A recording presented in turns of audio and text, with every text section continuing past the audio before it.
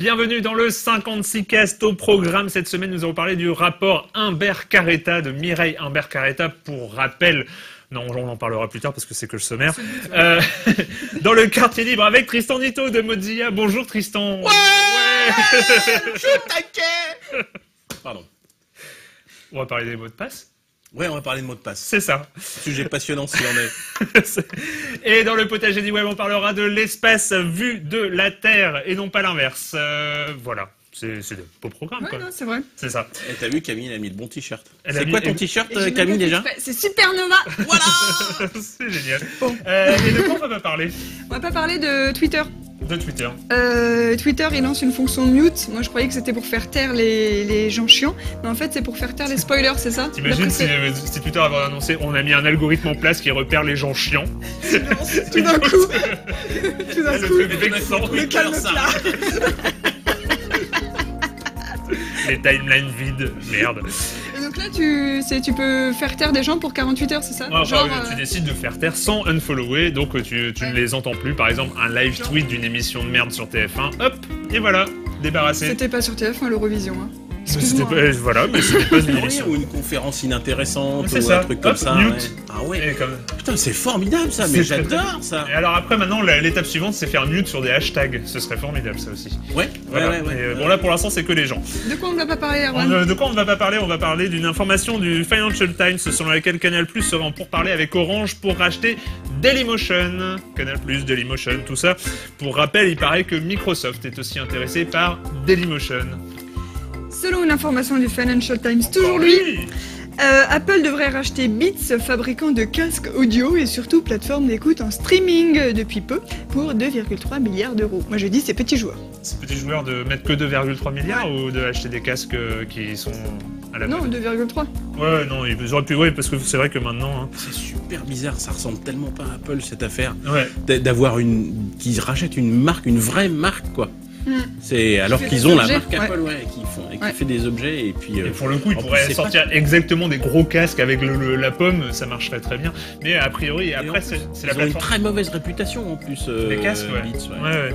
Après, c'est la plateforme de streaming aussi. Oui, mais ils ont déjà iTunes. C'est bizarre, vraiment. On fera un gros dossier où on est le streaming bientôt. C'est ça. Genre la semaine prochaine. On rappellera un certain Sofian Fanen. On lui demandera de venir. Tu spoil. Pardon. Oh là là. Mute. José Bautista, étudiant de 18 ans en Floride, aux États-Unis, s'est introduit dans le réseau informatique de son école. Que voulait-il y faire? Il voulait changer ses notes, sans doute pour les rabaisser un petit peu. C'est old depuis Wargame. Il est donc actuellement en prison et devra ensuite porter un bracelet électronique. C'est mal, faut pas. Les États-Unis. Mais il a eu des 20 ou pas? Ils ont remis ses notes d'avant. King, vous connaissez King, l'éditeur de Candy Crush, ce jeu du diable, qui a voulu en poursuivre en justice le petit groupe de rock toulousain, les Bubblies, parce qu'il allait sortir un jeu où ils avaient un jeu sur les Bubblies, enfin pareil. Bubble Witch. Les Bubble Witch. Donc en fait, tout ce qui s'appelle bulle, on arrête. Voilà, c'est comme ils ont fait un trademark sur Candy, sur Crush, enfin bon, bref, ils sont un peu... Ils ont un peu vrillé, eux. Le groupe qui avait produit depuis 2001 des petits jeux sur le web avant que King n'existe. Du coup, King a abandonné la procédure. Tant mieux. Orange a reconnu la semaine dernière un vol de données personnelles chez 1,3 million de ses clients et prospects. Les prospects, c'est les gens qui appellent « Vous voulez pas venir chez nous ?» Ils ont été volés les noms, les prénoms, les adresses email, les numéros de mobile, les numéros de fixe, les opérateurs mobiles, l'opérateur fixe et la date de naissance. C'est tout. Une paille.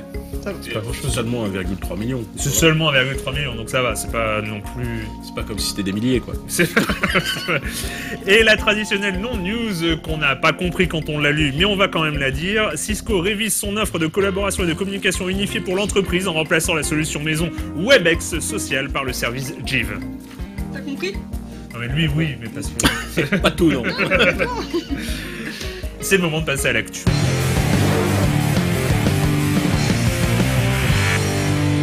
Mireille Imbert-Carretta, qui est-ce? Eh bien, c'est la présidente de ce qu'on appelle la Commission de protection des droits à l'ADOPI. En gros, CPD. La CPD. En gros, il y a les gentils, ceux qui font des recherches. Non, c'est pas comme ça qu'il faut présenter ça. N'importe quoi. Bon, il y a ceux qui sont, non mais il y a ceux qui font des trucs intéressants, du genre faire des recherches sur les usages de piratage et tout ça, de téléchargement des gens. Et puis, voilà, ceux qui cherchent à comprendre. Et puis de l'autre côté, il y a ceux qui envoient des mails d'avertissement, des lettres recommandées, et puis voir qui transmettent le dossier au juge s'il y a des récidives. Et Mireille Imbert-Carreta est chef de cette partie-là, et le ministère de la Culture lui a commandé l'an dernier, en juillet 2013, un rapport pour lui demander comment on fait pour mieux lutter contre les sites de contrefaçon commerciale, autrement dit ceux qui se font des sous. Ceux qui font payer des abonnements pour télécharger plus vite, ceux qui ont des pubs. Parce que rappelons que l'Hadopi jusqu'ici s'attaque au peer-to-peer, qui est d'une manière générale. Alors il y a des sites de référencement de peer-to-peer qui se font des sous, mais la technologie en elle-même, c'est de l'échange finalement non marchand. Enfin voilà. Ouais. Même s'il y a des sites qui indexent les torrents et tout ça. C'est ça. Donc en fait, il y a vraiment deux pistes en ce moment à l'Hadopi. D'un côté, pour les échanges non marchands, ils sont en train de réfléchir, c'est ce que nous avait expliqué Eric Walter quand il était venu, à un système de rémunération proportionnelle du partage, où en gros, ça légaliserait plus ou moins du côté des utilisateurs le fait d'échanger des fichiers en peer-to-peer. Et de l'autre côté, aux sites qui font des sous, ils vont essayer d'une part, enfin, lui, il voudrait leur soutirer de l'argent, et d'autre part, pour les faire mourir, en fait, plutôt que de s'attaquer à ces sites-là. Donc Mireille Imbert-Carreta a remis son rapport là à la ministre de la Culture, et elle propose de s'attaquer à tous les intermédiaires qui font vivre ces sites, et notamment qui leur apportent de l'argent. Donc les moteurs de recherche qui les référencent, les régies pub qui leur apportent de l'argent, les plateformes du genre PayPal qui permettent de s'abonner ou des trucs comme ça, les serveurs qui les hébergent, et comme ça on leur assèche les ressources financières. Donc elle demande à tous ces intermédiaires de signer des chartes. Le but c'est pas de les contraindre pour l'instant, c'est vraiment d'y mettre de la bonne volonté pour qu'on soit tous amis et qu'on lutte contre le piratage commercial. Sinon, elle imagine une liste noire des sites de piratage. Ça serait ceux qui portent massivement atteinte aux droits d'auteur, parce qu'on peut pas dire qu'ils sont illégaux en eux-mêmes, mais si on voit qu'il y a 50 œuvres illégales, au bout d'un moment, ils en informent le public, ils font une liste noire, tandis que la liste blanche, elle est sur offrelegale.fr. C'est... D'accord. Et la liste noire, elle fait quoi ? Bah tu sais que c'est mal. Hein, mais non, mais c'est pour tous les gens qui n'ont pas trop l'habitude d'Internet, qui savent pas, ils cherchent un film, ils arrivent sur un site, ils savent pas trop si c'est légal ou pas. Bah, le site, il se prétend légal, il a l'air très propre, mais ils sont pas sûrs. Et puis c'est aussi cette liste noire qui peut servir aux annonceurs de dire on ne fait pas de pub, on bloque ces sites pour que ça fasse pas super sale de voir une pub pour M6 sur streaming download. C'est pas de notre faute, si on travaille pas avec vous, c'est parce que vous êtes sur la liste noire, quoi. C'est ça.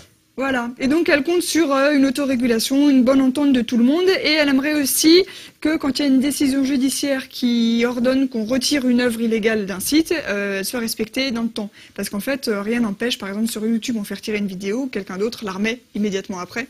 Et ça, en tant qu'hébergeur, YouTube est pas tenu de surveiller ces choses-là. Ils ont dit qu'ils n'ont pas de responsabilité éditoriale. Eux, ils donnent juste le service et les internautes mettent ce qu'ils veulent. Elle voudrait qu'il y ait un dispositif de suivi dans le temps des décisions judiciaires. Ça s'appelle une injonction de retrait prolongé. C'est-à-dire que quand on fait un retrait d'œuvre, c'est prolongé. Ce qui pose un énorme problème, évidemment, parce que nous avons la loi LCVN et le statut de l'hébergeur. Le statut de l'hébergeur impose à l'hébergeur de réagir une fois qu'on lui a signalé l'existence d'un contenu illicite, manifestement illicite. Attention, manifestement illicite. Et pas a priori. Et là, d'un coup, injonction prolongée. Alors, en plus, c'est une sorte de micmac juridique parce que l'Europe a interdit les injonctions illimitées dans le temps. Donc là, ils disent, ouais, mais c'est que 6 mois. Mais bon, 6 mois, c'est quand même déjà important. Et ça impose à un hébergeur non plus de faire la police a posteriori après signalement, mais à surveiller activement tous les contenus qui arrive chez lui. Parce que pour repérer une œuvre illicite qui a été déjà signalée, c'est tout ce qui arrive chez lui qu'il doit surveiller. Et donc ça change d'un coup d'un seul le statut même de l'hébergeur. C'est ce genre de solution. Après voilà, on est quand même encore dans un rapport répressif, dans un rapport d'imposer des trucs et pas du tout d'adaptation du modèle aux usages et ce genre de choses. Hein. Enfin là c'est un rapport, on verra comment ça se mettra en place. Ça risque d'être compliqué. Ça risque d'être compliqué. C'est la virgule what the fuck. C'est quoi cette semaine? Bon, on va regarder d'abord. Je sais plus. Ah oui.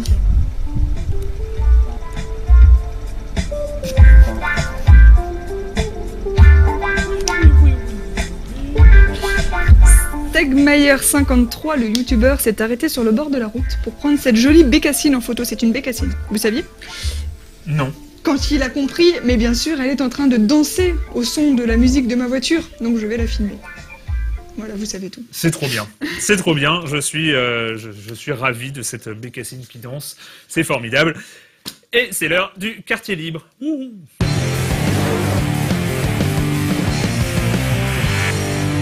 Comme tous les mois, le quartier libre, c'est avec Tristan Nito de Mozilla.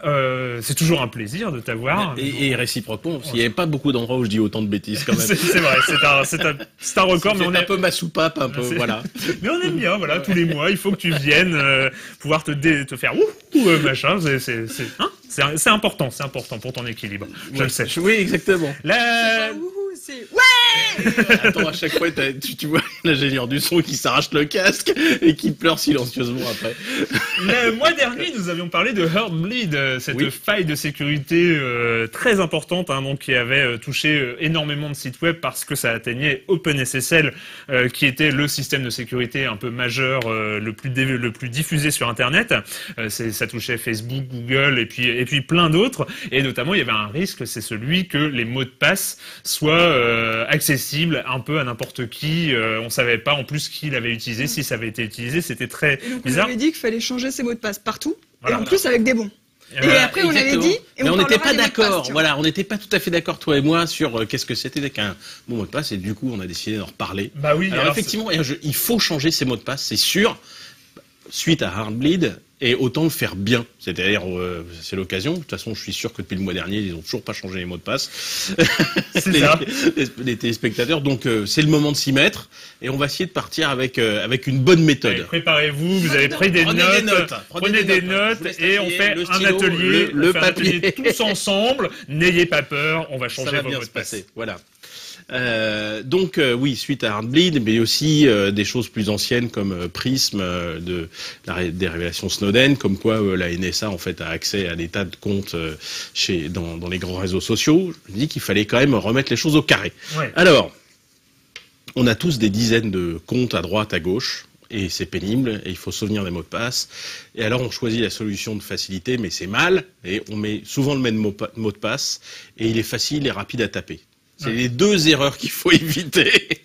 Voilà. Il y en a une troisième qu'il faut éviter aussi, c'est utiliser son compte Twitter ou son compte Facebook pour se loguer sur une autre application. C'est-à-dire parce que finalement le problème, c'est un petit peu comme un paquebot où tu sais au fond dans la cale des paquebots, ils ont des portes qui sont étanches et ils ont compartimenté en fait le bateau pour que si jamais tu as un trou dans la coque, eh bien tu remplis d'eau que ce compartiment et tout le reste est étanche et tout le reste te permet de continuer à flotter et d'arriver à destination. Et bien c'est ça la méthode qu'on va utiliser pour les mots de passe, on va compartimenter, c'est-à-dire qu'il faut à chaque fois un mot de passe différent sur les différents sites pour que si jamais on se fait pirater un compte, eh ben on est embêté pour ce compte-là, mais les autres tombent pas comme des dominos en cascade.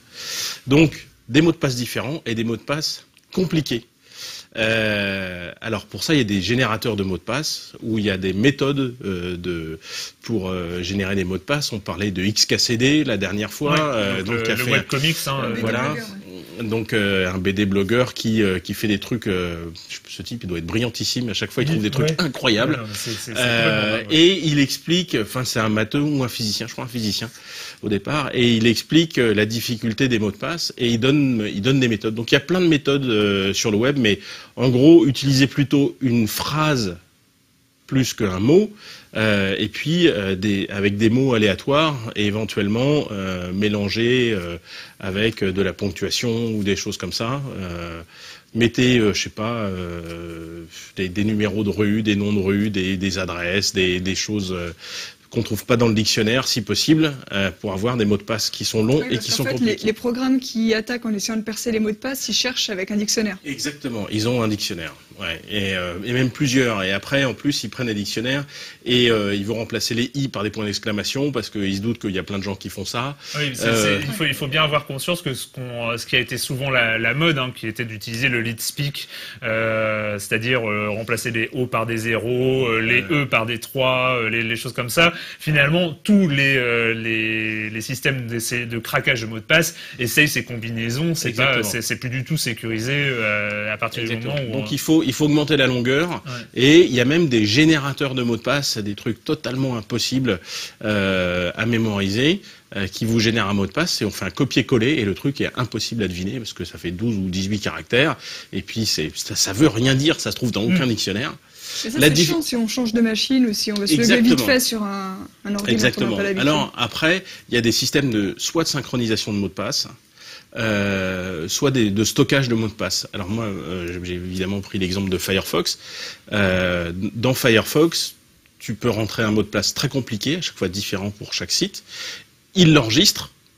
Et quand tu vas te reconnecter sur ce site, il va te le suggérer et il va le pré-remplir. Donc ça, c'est bien.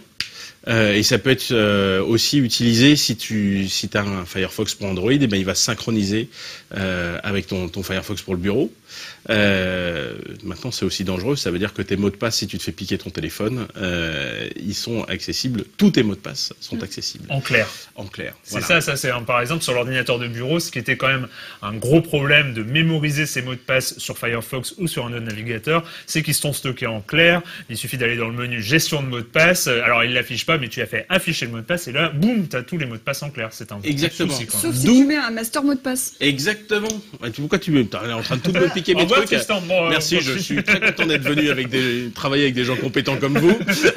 Pardon d'avoir fouillé les options de mon navigateur. Non, mais tu as complètement bien fait, tu as tout à fait raison. Il faut mettre un mot de passe principal, lequel, en fait, va prendre tous les mots de passe, puisqu'on a une multiplicité sur ton disque dur, et il va les chiffrer. Et donc, à chaque fois que tu veux te loguer sur un site, avant de pré-remplir le mot de passe qui avait été stocké, eh bien, il te dit « Donnez-moi le mot de passe principal ». Donc tu tapes un mot de passe qui est le mot de passe qui est facile, ou pizza, ou je ne sais quoi, enfin celui que tu as choisi qui est le mot de passe habituel, si possible qui n'est pas dans un dictionnaire, et à ce moment-là, ça déverrouille ce système et ça pré-remplit le mot de passe unique pour ce site. Donc c'est bien. Et en plus, ça empêche le passage des mots de passe en synchronisation entre le PC et ton ordinateur et ton téléphone portable. C'est-à-dire que sur ton téléphone portable, tu vas aussi avoir à rentrer le mot de passe principal. Il y a des systèmes autres que Firefox. Oui, il y en a d'autres. J'ai parlé de Firefox parce que évidemment c'est celui que je connais et que j'utilise. Après, il y a des systèmes. J'en ai pas trouvé j'ai pas trouvé de système en logiciel libre qui était multiplateforme et qui faisait ça. Mais je sais qu'il y a des choses comme LastPass, mais qui est un logiciel propriétaire, qui fait ça entre le Mac et Android et iOS. Je ne sais pas s'ils ont une version Windows. Enfin, il y a différents trucs, mais il y a des gestionnaires de mots de passe. Mais c'est pas du logiciel libre, donc c'est pas auditable. Donc voilà. Mais enfin, ça rend service. Oui, c'est toujours mieux que de donner ses mots de passe en clair à Google ou à Facebook ou à Twitter. Hein. Est-ce que tu t'es peut-être posé la question, mais moi c'est comment convaincre les gens? Déjà, j'ai du mal à me convaincre moi-même, donc mais comment convaincre les gens qu'il faut? C'est dingue parce qu'on a vraiment l'impression que même avec Heartbleed, même avec des failles de sécurité majeures qui ont touché tous les sites, les gens rechignent quand même. C'est quand même un travail et manuel parce que changer son mot de passe partout c'est quand même pénible, et intellectuel parce que c'est des nouvelles mémorisations et tout ça. On a l'impression que voilà, les gens veulent pas changer leur mot de passe, les gens gardent des mots de passe super faibles. Il faut effectivement leur simplifier la vie, et il faut leur dire que ça existe. C'est pour ça qu'on a mis dans Firefox, c'est que c'est très simple d'utilisation. Quand tu saisis un nouveau mot de passe, il te propose de l'enregistrer. L'étape vraiment au-dessus, c'est de mettre un master password, un mot de passe principal qui va chiffrer tout ça, parce que si jamais tu te fais hacker ta machine, là le type il repart avec ton trousseau de clés, tu vois. C'est ça. Tout. Et précisons bien que dès que vous êtes sur une machine genre au bureau, il est hors de question de sauvegarder des mots de passe dans votre navigateur sans mot de passe principal. C'est le truc, le pire truc possible à imaginer. Et tellement de gens le font. Hein. Enfin, il y a aussi beaucoup de gens qui mettent leur mot de passe sur un post-it qui colle sur l'écran. Ah oui, ou qui fait... Tu peux le noter, ton mot de passe principal, si vraiment t'as la trouille, mais tu le mets dans un post-it qui est au fond d'un tiroir, ou, mais pas sur ton écran, non. Non, pas sur ton écran. Mauvaise idée, ça. Très mauvaise idée. C'est un journaliste d'un quotidien qui voulait railler le patron de Wikipédia qui avait fait une erreur. Donc déjà, c'était rigolo en soi. Et donc, pour montrer l'erreur de Wikipédia, il savait pas faire une capture d'écran. Donc, il avait sorti son appareil photo pour faire une photo de son écran. Et dessus, il y avait le post-it avec ses mots de passe. C'était génial. Il faisait 3 conneries dans la même photo, quoi. Eh ben, oui, voilà. Sinon, hors sujet, Firefox 29, ça se porte bien? Super. C'est délirant, ouais. Le nombre de personnes qui l'ont téléchargé et installé. Ça faisait longtemps que j'avais pas une version comme ça de Firefox qui... Bon, après, ça tombe sur la 29, qui est quand même le... Ouais, ça aurait pu être la 30. Ouais, la 30, ou je sais pas, la 42, enfin, un truc, la 29. Attends, ouais, merde, la 29, c'est le Finistère, quand même. Ouais, c'est vrai. C'est vrai. Dans la symbolique, le numéro 29, il était attaché à rien encore. Maintenant, 29, ça évoquera Firefox chez les gens. Le renouveau de l'interface. D'accord. Tu vois, la nouvelle Troll on. Pourquoi ça ressemble à Chrome? Mode Troll off. Ah, mais pas du tout. Pas du tout. Non, c'est vrai qu'il y a des choses en commun parce que les critères, les critères, ils ont changé, les critères esthétiques. Et donc les onglets, mais si tu regardes les onglets, les nôtres sont plus jolis que ceux de Chrome. Mais ça, je suis d'accord. Mais c'est pas les onglets, c'est le le menu. menu. Droite, le menu, il a exactement la même tête. Ouais, c'est 3 exactement. petites lignes à Par droite. contre, quand tu cliques dessus, tu vas voir que celui de Firefox, il est fait avec à base d'icônes, et donc il est plus intuitif. Et ensuite, il est personnalisable. Alors que celui de Chrome, il est tout alors moche. moi, dans la personnalisation, je l'aurais bien remis à gauche, par exemple. Enfin, tu dois pas être personnellement responsable. Non, mais parce que... Non, c'est vrai. J'ai envie Réponds à de ça. râler un petit peu. Non. Mais en fait, c'est ici qui semble être le plus logique. On a fait des tas d'études, on l'a essayé à droite, à gauche. En fait, c'est chez Mozilla, il y a des endroits où on invite des gens à travailler sur différentes préversions de Firefox et on les filme, on leur donne des tâches à faire, etc. Et on leur pose des questions. C'est pas juste un type qui fait « Tiens, je vais mettre le menu à droite spécialement pour copier Chrome » tu vois. Celui-là, s'il y en avait un comme ça, il mériterait des baffes. Oui, non, mais Dieu merci, c'est pas comme ça que ça se passe. On étudie les trucs et en fait, on cherche les endroits où les gens ont plus l'habitude de chercher. Et en l'occurrence, le menu avec les 3 barres superposées, ça parle aux gens. Donc, c'est ça qu'on a utilisé. En tout cas, moi, j'étais agréablement surpris. Plein de couvertures presse qui disaient grosso modo, c'est bon. Même si vous êtes passé à Chrome, il est temps, vous pouvez revenir à Firefox. Ouais, je pense que ça a bien marché. Hein, et j'ai regardé récemment, c'était 130 millions de téléchargements. Enfin, c'est fou, quoi. C'est génial. Pas mal. Formidable. Et pas 129. Comme quoi, les chiffres ronds, ça a du bon, hein. On va bientôt arriver à 290. C'est le moment c'est le moment du potager du web. Voilà.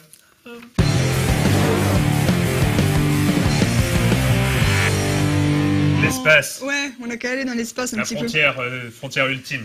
Final Frontier. Space. Oh yeah. Donc, le nouveau site le plus cool du monde s'appelle High Definition Earth Viewing. Oula. Bref, la vue de la Terre en HD. Et c'est un service lancé par la NASA. Ça se passe sur Ustream, le site de streaming en direct live. Et ils ont mis 4 webcams sur l'ISS en HD. Voilà. Et voilà. Et on voit la Terre. Depuis l'espace. En HD. En temps réel et en HD. Et Ça en bouge. temps réel. Là, tu sens qu'il va y avoir de l'action. Là. Ça tu bouge, sens que ça va péter à tout tourne. moment. Ça bouge un petit peu. Ouais. Donc, c'est en temps réel, tu vois Mais- l'espace en temps réel, c'est un truc de dingo quand même. Faut que t'arrêtes les films. Hein. C'est bien quand ça pète pas aussi. Non, y a Bah, pas, si y a- c'est la Terre, ouais, en même temps, on la c'est voit pas toujours péter. Armageddon, y a pas la grosse météorite qui Et arrive. si je sors dans la rue et que je fais des grands signes avec les bras, tu crois que ça va... Non, on va pas me voir. Non. Il va y avoir des très grands signes. Et donc, à propos de l'ISS, on s'est dit qu'on allait faire un petit tour des délires, des comment on appelle ça, les gens qui aiment bien l'astronomie et tout, et les astrophiles. Bref, les délires des internautes qui aiment bien l'espace sur YouTube. Par exemple, il y a quelqu'un qui s'est demandé, enfin il y a plein de gens qui se demandent à quoi ça ressemblerait si la Terre avait des anneaux comme Saturne. Ça serait vachement beau, quoique si elle en avait depuis toujours, ça serait comme la Lune, en fait, on trouverait ça normal. Mais quand même, ça serait vachement beau. Alors, il y a Roy Proll qui a fait une animation 3D en 2009, déjà, YouTube existait à peine, les enfants, avec quelques... je me souviens. Il a modélisé ça dans 3ds Max, le logiciel, et ça fait quelques... Ça fait synthèse vocale aussi. aussi, Voilà. 3ds Max. Et après, il y a des photomontages pour voir la tête Ah. que ça aurait. Ce serait classe, quoi, d'avoir des anneaux.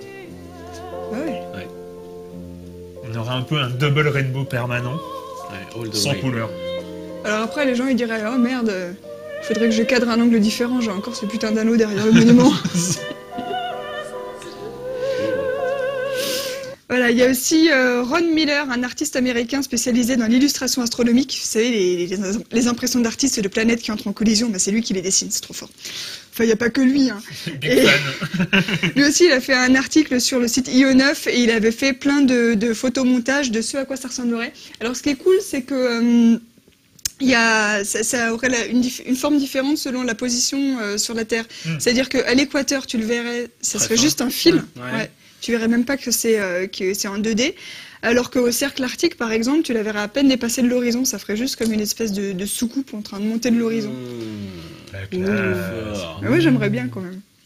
Bon, on voit que t'as mis le t-shirt pour l'occasion. Hein. Ah oui. Un autre, et si les planètes étaient à la même distance que la Lune, à quoi ressemblerait le ciel si c'était pas la Lune qui s'y promenait, mais nos amis, les planètes. Donc il y a le youtubeur Yeti PC1 qui a planché sur la question en janvier 2013. Ça c'est Uranus. Donc Copie un peu la lune. Hein. il a pris son logiciel 3D. Il a respecté la Fais-moi taille, le malin, là. la trajectoire de l'orbite. Et ensuite, il a posé C'est pas plus gros que ça, Jupiter. il a posé sa modélisation sur les images qu'il avait filmées du ciel avec la lune derrière, en faisant correspondre la taille et les échelles et tout. Ça, ce serait classe. Bon, après, les systèmes d'attraction et tout ça, je suis pas sûr. Ouais, voilà. Alors, ça serait pas Saturne la lune, hein, ça serait nous la lune de Saturne. Oui, c'est quoi. ça. Ce serait plutôt dans ce sens-là. Et le même Yeti PC1 s'est pris au jeu. Il a fait une autre vidéo en octobre 2013 pour se demander cette fois et si la Lune était à la même distance que l'ISS. Et là, on boucle la boucle, sachant que l'ISS c'est très proche quand même. Ça va te tomber sur la gueule. T'as une grosse bouboule qui arrive là. Et là, c'est pas des petites marées que T'as t'as tellement avec l'impression cette que tu vas lune-là. mourir. C'est des raz de marée tous les soirs, tous les matins. C'est Belle vrai, ça. ambiance. Ouais. Belle ambiance. Ouais, alors il a pas parlé des effets secondaires. Hein. C'est juste d'un point de vue esthétique. Toi, tu t'envoles, tu sais, quand la lune te passe. Non. Voilà. Voilà, ah bah c'était très beau ce potager du web, Oui. L'espace vu de la Terre. Et si on a le temps, ben on a un peu le temps. Façon, vous a parlé de Popcorn Time. Fut un temps, Popcorn Time. Rappelez-vous, c'était le logiciel qui permettait de faire du streaming à partir du peer-to-peer, qui permettait d'avoir accès, alors via un annuaire de streaming, un annuaire de peer-to-peer, d'avoir accès à toute une bibliothèque. On cliquait le temps de mettre un truc en cache et ça lançait automatiquement la vidéo en HD. Enfin voilà, ça a C'était un peu le paradis du piratage, quoi. qualifié de pire cauchemar d'Hollywood, tout simplement. Avec deux E. Pire. Cauchemar. Eh, Lol. tu pourrais être titreur à Libé. Par exemple, au chafond en ce moment. À donf. Donc, pire cauchemar d'Hollywood, tout simplement parce que pas de publicité, une interface clean, sobre, qui ressemble à l'interface de Netflix et de tous les services un peu professionnels de VOD. Avec un catalogue monstrueux, Et un catalogue des monstrueux. sous-titres dans toutes les langues. Des sous-titres dans toutes les langues, enfin voilà, la folie. plein de choses. Et donc ça a été disponible, ça a été abandonné parce que ces créateurs argentins se sont fait un tout petit peu harceler par les majors, mais ça a été repris vu que c'était sur GitHub et en logiciel libre, ça a été repris par d'autres. Et donc la news, c'est que ça arriverait sur... Android, Sur avec Android. une appli qui s'appelle Time for Popcorn, qui est donc un service clone développé par une autre équipe, totalement indépendante, mais qui reprennent le truc et qui le font arriver sur Android. Ah bah en fait non. En fait, non, parce que l'application Android donc de Popcorn Time a été retirée du Play Store par Google, qui ne souhaite pas être associé à des solutions de ce genre pointées du doigt pour piratage. Bon, après, on n'est pas chez Apple, ce qui fait que les points APK des applications Android, on peut les retrouver un peu comme on veut, sachant qu'on met des énormes warnings, on ne sait pas qui vraiment est derrière cette application et comme Et on sait sait pas aussi ce qu'il y a dedans. on Donc, sait pas vraiment ce qu'il y a dedans et comme à chaque fois avec les applications Android, il faut faire super gaffe. C'est si vite arrivé un virus, une saloperie. Il y en a qui disent qu'elle est pas totalement clean. Elle n'est pas Ne le totalement faites clean, donc ne passez pas du côté obscur de Android Popcorn Time. Enfin bon, peut-être. Puis ne piratez pas, quoi, je sais pas moi. Un peu de dignité. Merde. Non. Un peu de dignité. Oh. Non, bah On est d'accord. un podcast légal, nous. Oh. Non, parce que... sur ces bonnes paroles... On va donc laisser Camille, qui est la seule qui n'a pas piraté dans cette salle. Oui, c'est l'heure des poils.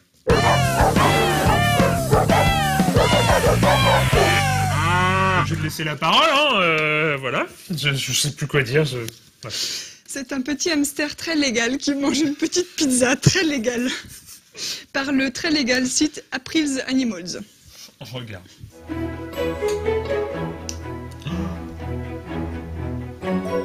Mais ça, c'est les Japonais, ils sont complètement tarés. Ils achètent de la vaisselle miniature On est sur nos lives, tu vas nous attirer des problèmes. à la taille des hamsters. Ils ont des trucs de fou, des petites maisons de poupées et tout. Avec un lit pour hamster, une baignoire pour hamster, Bah attends, des rideaux pour il est hamster. hyper cute là. Ah oui, quand même. Ça me donne faim. J'ai faim. Commentaire de la propriétaire du hamster. Elle a 1 an. C'est mon petit hamster russe nain. C'est mon premier hamster. Elle est très douce et c'est le meilleur hamster qu'on pourrait rêver. Voilà. Sur ces bonnes paroles, merci Tristan d'être passé nous voir. Nous Ça me parler fait de hyper plaisir. Hein. Tout comme d'habitude avec les hamsters. Ça me fait toujours. Bref, nous on se retrouve à la semaine prochaine sur No Life et sur Libération, bien sûr. Ciao. Ciao.